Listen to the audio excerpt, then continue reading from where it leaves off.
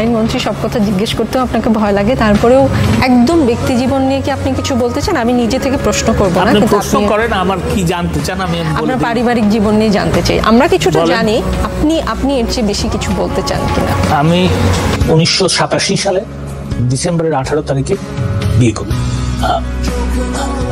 আমার স্ত্রী নুরামতুল্লাহ রিনা হক, তিনি 2রা জানুয়ারি 1991 সালে 1 জানুয়ারিতে অ্যাক্সিডেন্ট হয়, কার অ্যাক্সিডেন্ট।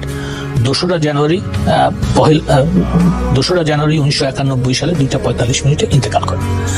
তারপরে আমি আর বিবাহ করি নাই, সেটা ঠিক। আমাদের কোনো সন্তান নাই, সেটাও ঠিক। আমি 3 বছর 14 দিন বিবাহিত ছিলাম, আর এখন বিপদ নেই।